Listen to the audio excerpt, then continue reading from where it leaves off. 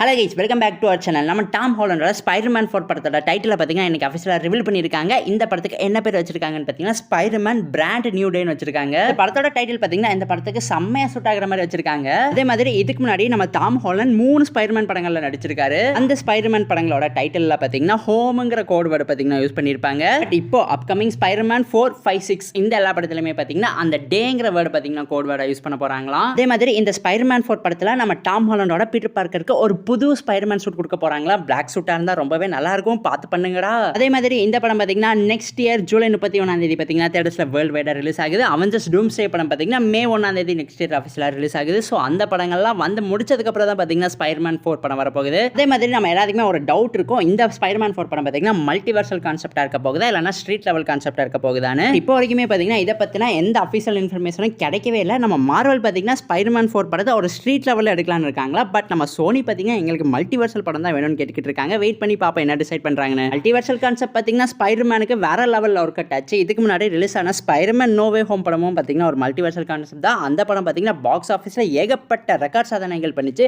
கிட்டத்தட்ட $1.9 billion collect பண்ணிச்சு அந்த டைமே. சரி வெயிட் பண்ணி பாப்போம் இந்த படத்தில் நம்ம ஆண்ட்ரூவோட ஸ்பைடர்மேனையும் டோபியோட ஸ்பைடர்மேனையும் இறக்க போறாங்களா இல்லையான்னு. அதே மாதிரி இந்த படத்தோட படப்பிடிப்பு இந்த வருஷம் ஜூன் மாசம் பாத்தீங்கன்னா மிக பிரம்மாண்டமா ஸ்டார்ட் ஆக போகுது. ஒரு தரமான படத்தை பாத்தீங்கன்னா மீண்டும் MCU ல இருந்து எக்ஸ்பெக்ட் பண்ணலாம். சோ கைஸ், இதோட இந்த வீடியோ பாத்தீங்கன்னா ஆஃபீஸில் முடிவடைகிறது. இந்த ஸ்பைடர்மேன் 4 பத்தி உங்களுக்கு ஏதாவது இன்ட்ரெஸ்டிங்கான விஷயங்கள் தெரியும்னா எங்ககிட்ட மறக்காம கமெண்ட் பாக்ஸை ஷேர் பண்ணிருங்க. இந்த மாதிரி இன்ட்ரெஸ்டிங்கான ஹாலிவுட் விஷயங்கள்லாம் தெரிஞ்சுக்கணும்னா நம்ம சேனலை பார்த்தீங்கன்னா மறக்காம சப்ஸ்கிரைப் பண்ணி வச்சுக்கோங்க. தேங்க்யூ ஃபார் வாட்சிங் guys. We will meet in our next video.